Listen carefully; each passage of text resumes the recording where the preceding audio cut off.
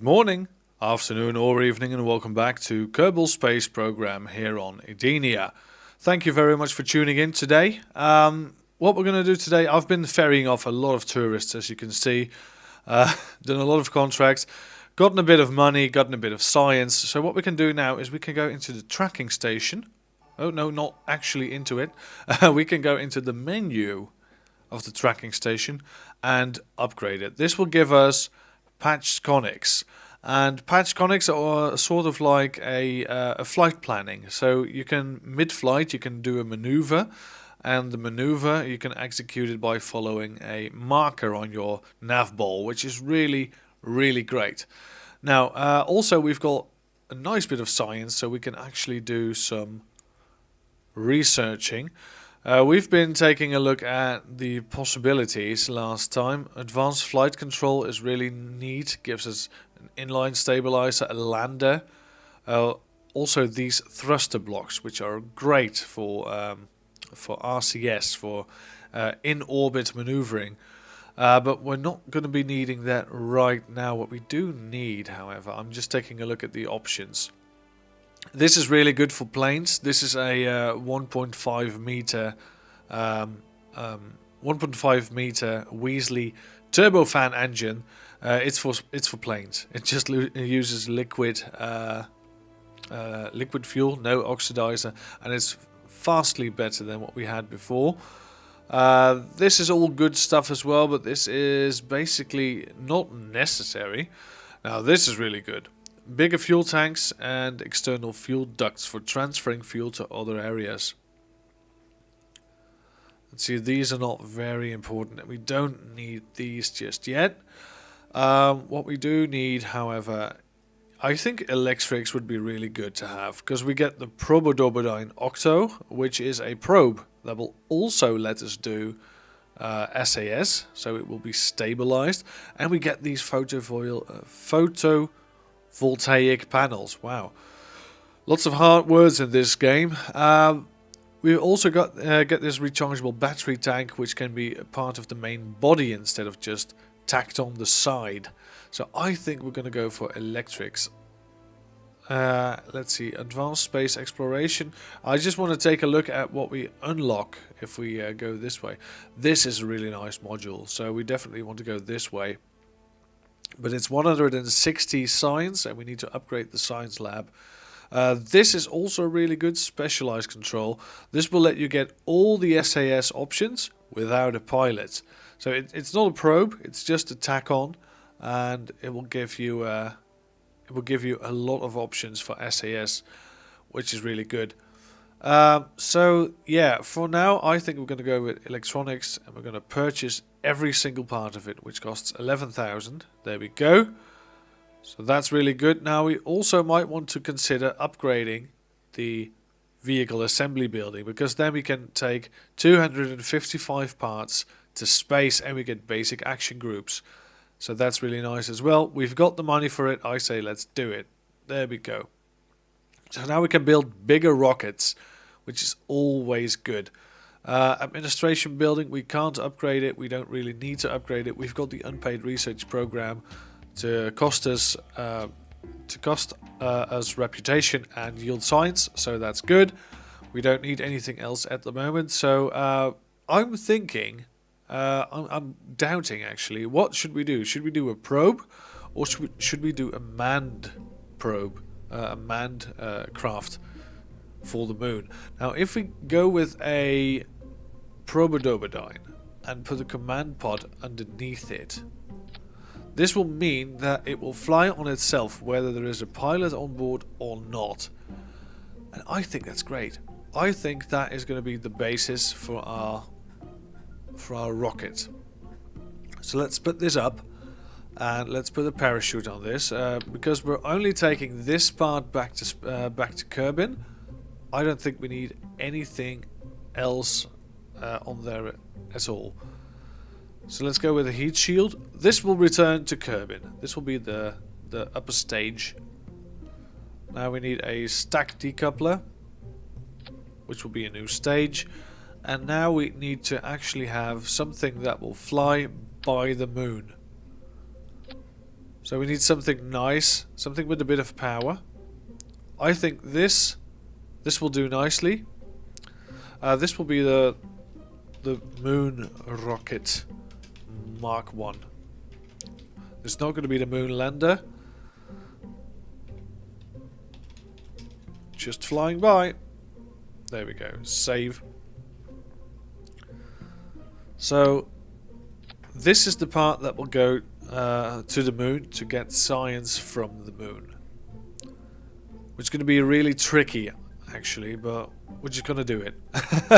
We're going to see if we can do it, and I think we can. But before we tack on fuel, though, we need to make sure that we've got the science. And this is going to be a science mission, so Bob Kerman, scientist extraordinaire, will take the seat. He will not be able to fly, but luckily we've got a probe for that, so that's good. Let's take a look. What do we want? We want the science projects on the side. There we go, that's nice and center. We also want a thermometer.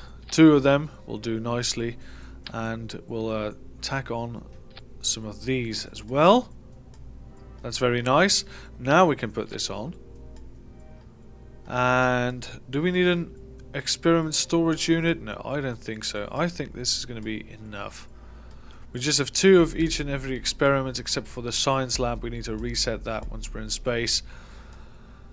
Let's see, what do we need now? We would need, no, we don't really need, oh, this is very small. It's not something you can tack on midway the rocket. That's a bit of a shame, because these really help moving around in space. These descriptions: manufacturer found lying by the side of the road. Great. Alright, so let's put on some of these photovoltaic panels. Do we need some battery power as well? I reckon we do. So there we go. Let's tack one of these on. I think that will be quite enough. Will one parachute hold this, actually? Because this is going to be 1.4 tons. Do we risk it? Do we risk it? Perhaps we need some drogues on the side. I think drogues will help, just a bit. So if you put 3 drogue chutes on there, I don't know if this hatch will open now. Let's just plonk on 2 drogue chutes. There we go. Underneath the mystery goo containers. Put these down a bit. There we go. Nice and clean. We could, of course, do these drogue chutes on here. 4 of them. You know, that will be fine, actually. That will do just fine. So, what if we put these experiments a bit more on top as well, so we can easily reset them? We can't easily see them now, but that's not really a big deal, is it?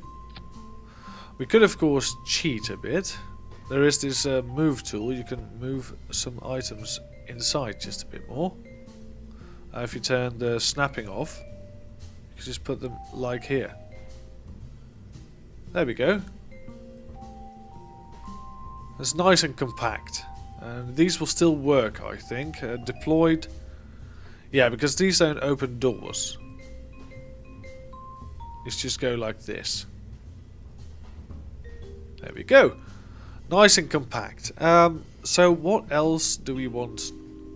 We want, of course... No, this will be it. This will just fly by the moon and do a lot of science. So that's good. Now we need means of getting there. So we need a lot of power. First of all, a stacked decoupler. We want to have some tanks. There we go, another tank. And, you know, we'll have 3 of these. Followed by a Reliant. This will, of course, stage into a launch stage, and this launch stage will be will consist of another big Reliant rocket, but we'll have 4 this time. This is going to be a big one. And now we need some boosters to get us off the pad. So let's have decoupling, side decoupling. There we go. We'll have 4 like we usually do.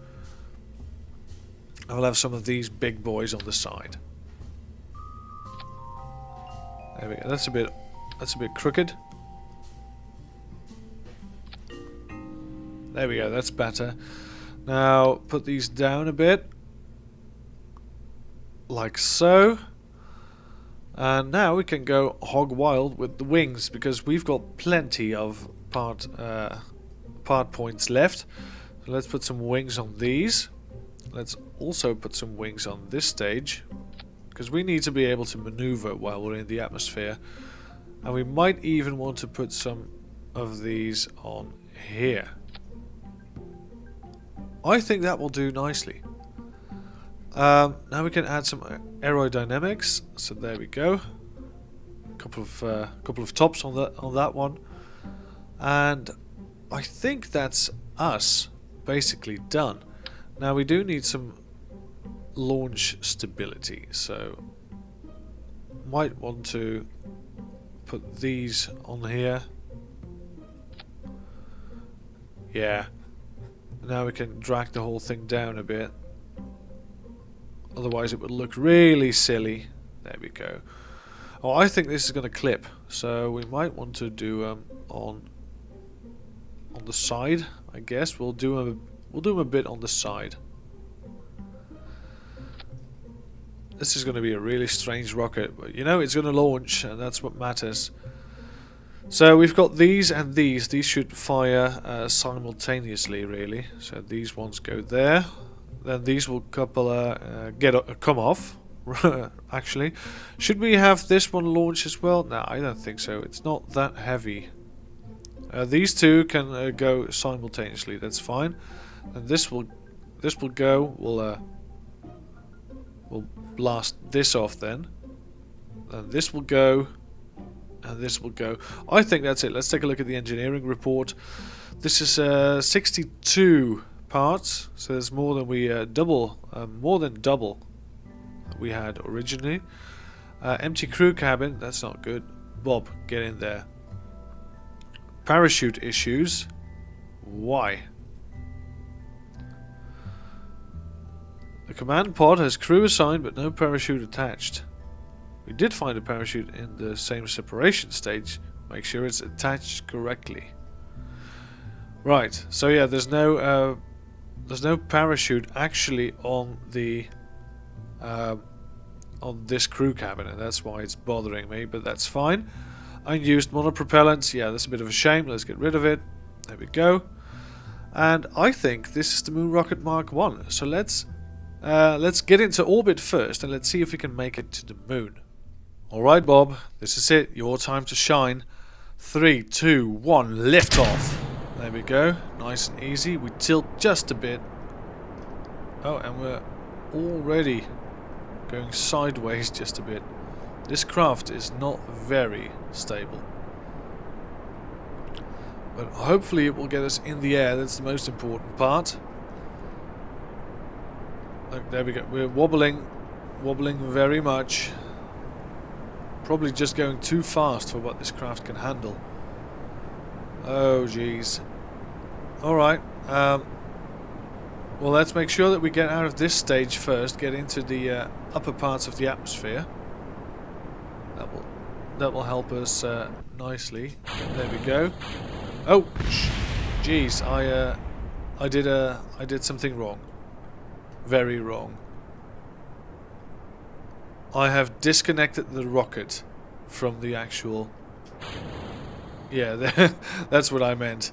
I think we need to redo this launch and make sure that we're a bit more stable. So what I've done is I've added these couple of struts. I don't know if it will help, but as you can see there's a couple of struts connected to a higher part of the rocket that will balance out the weight.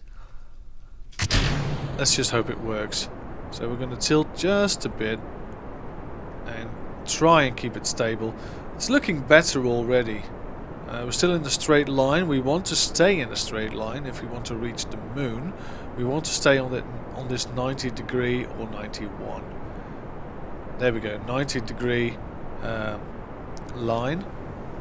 So there we go. Going up.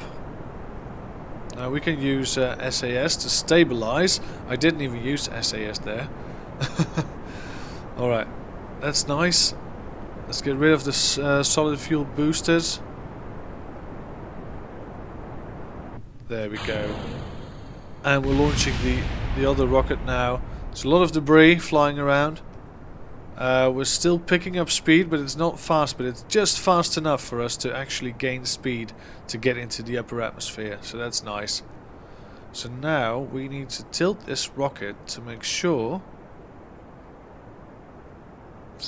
as I said, that we get the rotation we want to, because now we are 1 minute away. This is also because of the tracking station upgrade.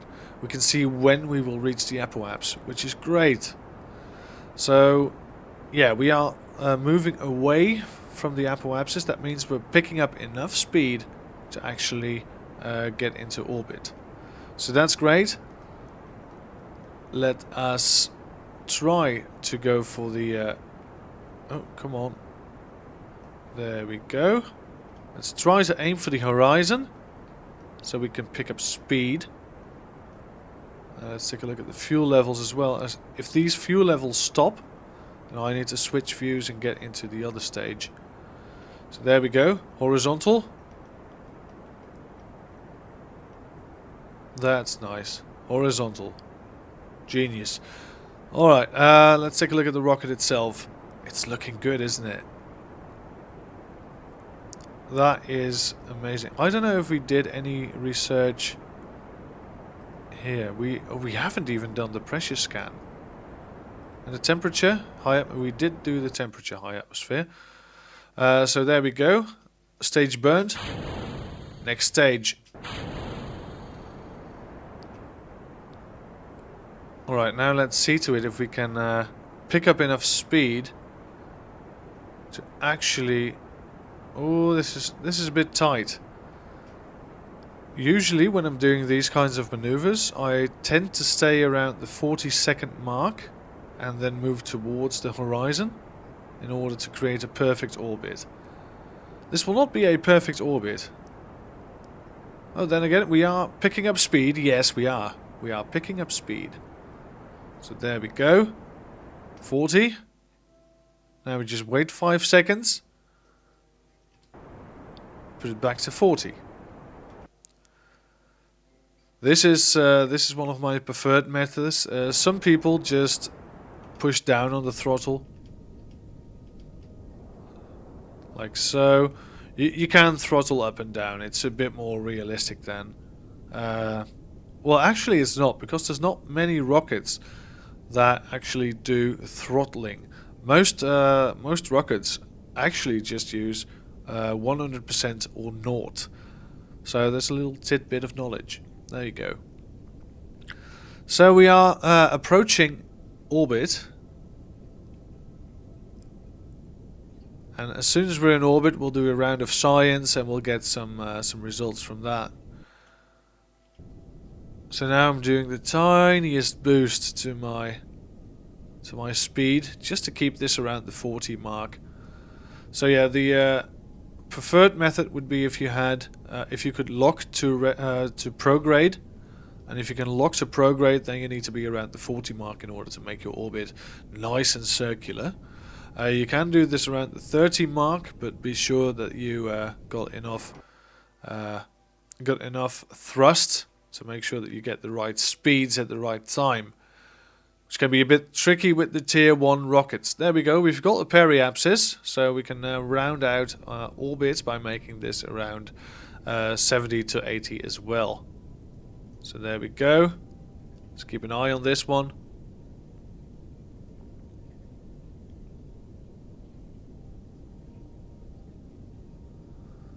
There we go. Nice and easy. We should wait for a bit. Now we can also warp here, which is nice. You can just click anywhere on the orbit and warp there, which is nice. You can also warp to maneuver, which I will show you in just a second. So now we're orbital. It's a bit too low for my tastes, so we're going to add a little bit more little bit more height to it. There we go.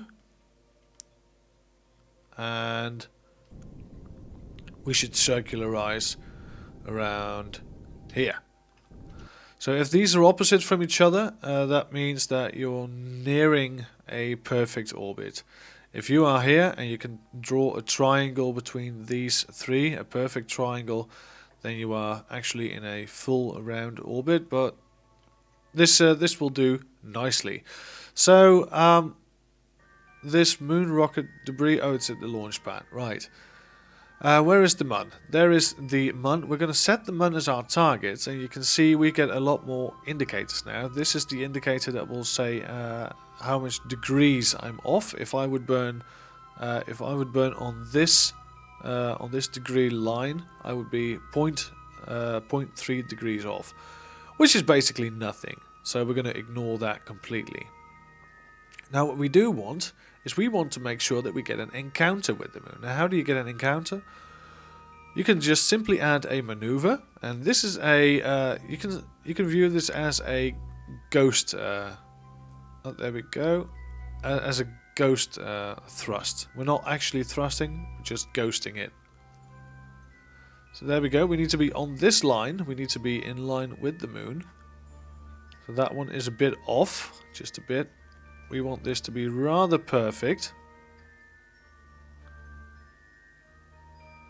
There we go. That is on the line. Now, how do we go about doing this? We need to switch this around to make sure that our encounter with the moon is actually an encounter. So there we go. We just gained a lot more. Well, yeah, a lot more. How should I call it? Maneuvers. So there we go. We've got the orange maneuver now, which will be our first burn. We've got the purple maneuver here, which will be our exit trajectory from the moon, and then we've got this one, which is shooting us into space. So we don't want that. We don't want to shoot into space. No, no, sir. We want to actually get a nice encounter with the moon. Oh, no, no, no, no, no. There we go. We want to get a nice encounter with the moon, and here we have a moon periapsis of about 100 kilometers, which would be amazing if we did it. So this maneuver node, we have got this maneuver in about 8 minutes, so we need to prepare for that one. And also, if I take a look at my fuel, I don't think we're going to make this entire burn with this fuel tank, so we've got a bit of a stalemate over here. Because we need to ditch this this stage, actually, so we can get a nice little maneuver out of it. This blue marker, it's very hard to see because there is a light blue marker and a target marker on top of it. But this marker will help us determine where to burn for this maneuver. So what we can actually do, because this we have a burn time of 38 seconds. It's very small. I can hardly see it, and I'm not even wearing I'm not wearing glasses, so that might help if I would actually wear my 38 seconds. There we go.